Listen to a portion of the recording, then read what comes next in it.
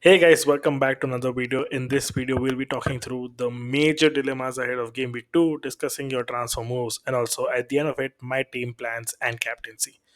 So we'll straight dive into it. These are the some major dilemmas that we'll cover, which is the Everton assets, Anderson and Rinders, jump on Haaland and sell Salah topic, Palmer, Pedro, Watkins, basically the Chelsea Villa assets, Chris Wood and Larson for the striker spot, captaincy and my team. Just before we go ahead into the video, for people who are watching this for to know should we take a hit or wild card, my answer to that is simple. If you're considering a -4, I would say just save it. Do it next week. There is more opportunity, and we'll dive into that in the next couple of minutes. But I would say don't take a hit the game week 2. Whereas wildcarders go if you have like 6, 7 players who did not start, played less than 60 minutes, were of absolutely random teams such as Brighton or Everton heavy, where people didn't go, or Wolves heavy, you can consider. But if you have one of Salah and Haaland, and if you have Chelsea assets, Will assets, I think hold on for some time.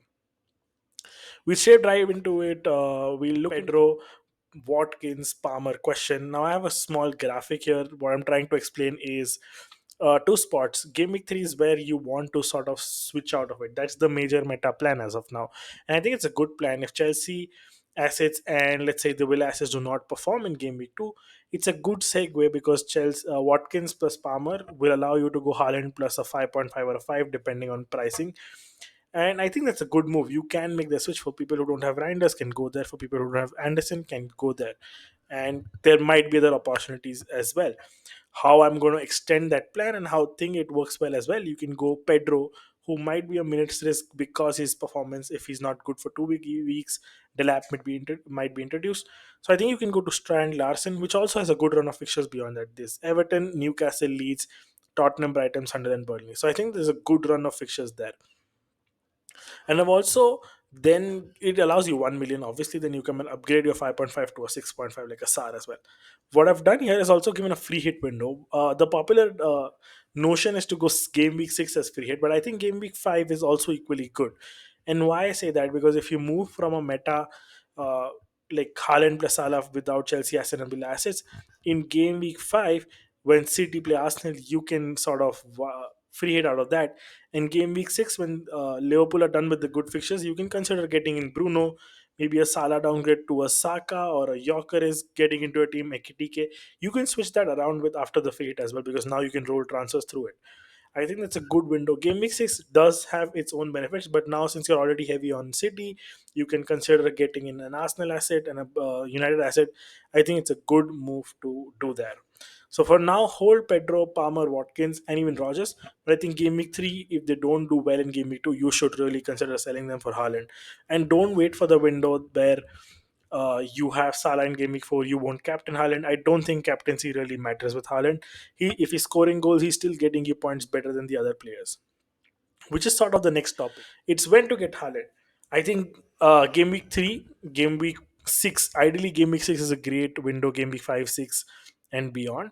But game week 3 is where I would want to jump. If Palmer Watkins fall, as we discussed, that's a good window to jump. I don't think you should wait for it. His price will eventually increase, so might as well jump earlier. But the question then goes ahead: is he a Salah replacement? Do we sell Salah for that? I think don't sell Salah before game week 4. He will do decent, especially in the last few minutes of the game. He was more selfish, and he looks like he wants to prove a point again by scoring goals. So I think he'll be good for game week 2, 3, and 4. They play Newcastle, Arsenal, Burnley, and Everton in the next 4. So I think apart from Arsenal, maybe Newcastle as well. They were conceding a lot of space and chances on the counter, so that could be beneficial to Salah because he's slightly more tucked in now. That being said, I think go with Haaland plus Salah. If you don't have the money, I'm swaying towards Haaland. What I saw from City was really good. What I saw from Salah was not that great. So I think go for the Haaland preference there. I would personally go there. And then Salah looks like he could be covered with Ekitike. Ekitike really looked good. So that's something that is possible. Next up is Enda and KDH. Both had a middling game. Dewsbury Hall still had a better one. Uh, XGI of 0.24 still looked good. Zero shots, nothing extremely creative, but Enda had even more poor game. He had absolutely no shots. baseline XA, not good for defensive contribution. Same for Dewsbury. Everton look poor, so I think there will be a bounce back by in their performance, but I don't think they're a hold given their fixtures. They face sort of middling teams: Brighton, Wolves, Aston Villa, not easy.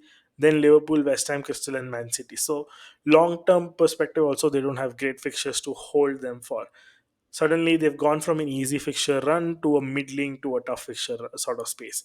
I would say if you can sell them even this game week, consider it for a free, not for a hit, but for a free. So Enda can become Sar. If you have the money, can become Semenyo. Dewsbury Hall, if you have the money, you can go upgrade to Rinders or Anderson. If you don't have the money, then I would say yes, you can go for Sar, which is from Spurs. PM Sar, you can go him as a sideways move, but ideally over that, I would wait, see if you can bench him, and then go from there beyond that because it's just 5 million, so that's not a big deal. You can bench him for a defender. Next up, we have Anderson versus Reinders. Now, I've put a versus sort of situation here, but it's not versus. It's ideally you have both in your team who's better. On the longer run, Anderson does seem to edge it. That's the Solio statistics and FPL side. They have him averaging more than Reinders, and I think that's more possible and plausible as well. Because of his defensive contributions, he had a great XGI as well, slightly better than Reinders. Reinders seems like the guy against the smaller teams, against the deeper blocks. Either ways he'll do good. He has the knack of running inside the box, and that's exactly what we discussed preseason.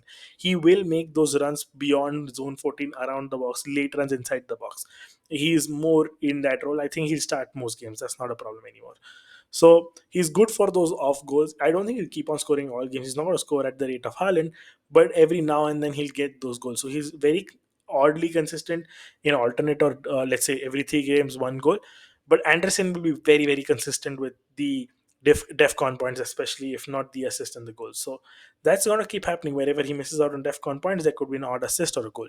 So he has more routes to points. I think a long term player at that price point, Anderson is the better guy.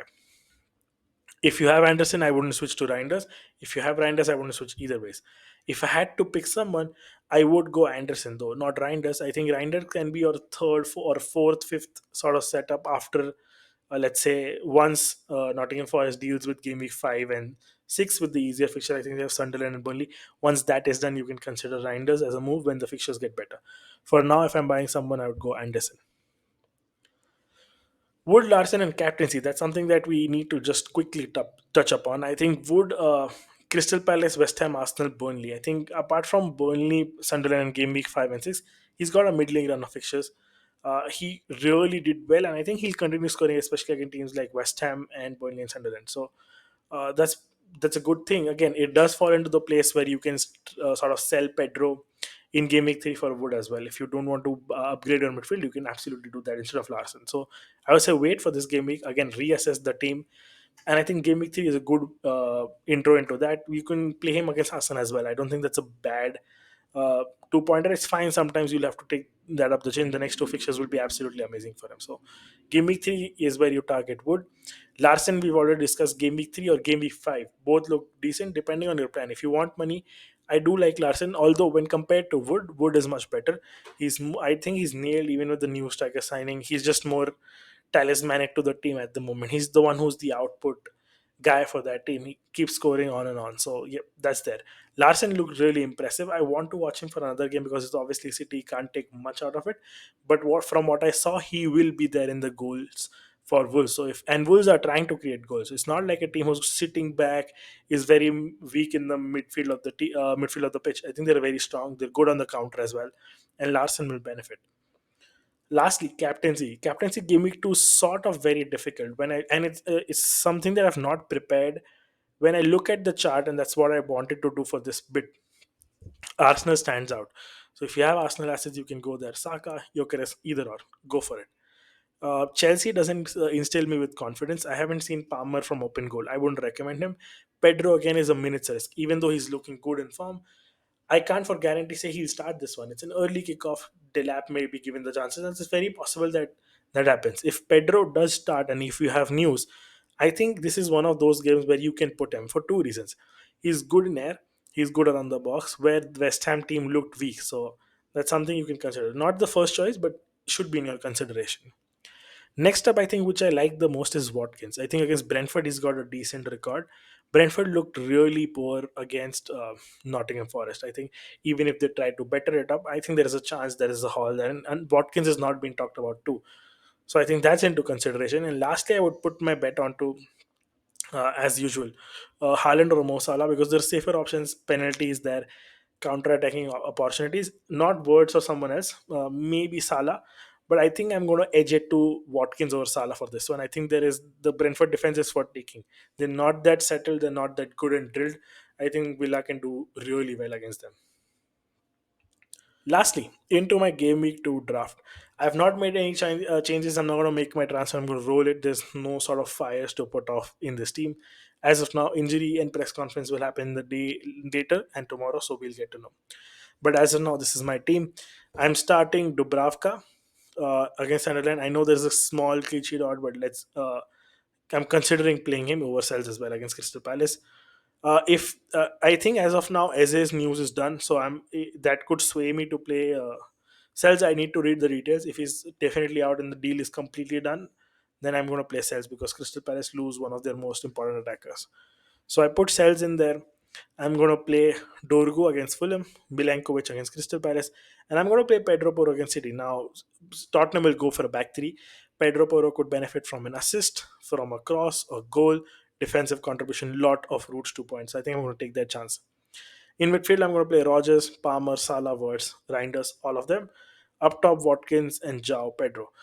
Mark Gui did not play, so I'm not taking the chance to starting him and just getting 1 point. I think Reinders is fine to later runs in the inside the box again against a low block could be beneficial, and he I don't think he'll contribute enough for defensive contribution. I don't think he had that role, so I don't have that expectation. But maybe a late assist, a cross, or a goal could also be helpful. So that's my plan. That's it from this video. I hope you guys enjoyed it. If you have more questions, please comment down below. I've tried to keep this video really short, crisp, to the point. So do leave your feedback if you like it at any point. Subscribe if you're new and hit the like button. It really helps us sort of do this every week. Now it's two in a row. It's sort of the streak I want to continue. So yeah, make sure you hit the like button. I'll see you guys in the live stream before deadline. But this is FPL Tips signing off. Cheers.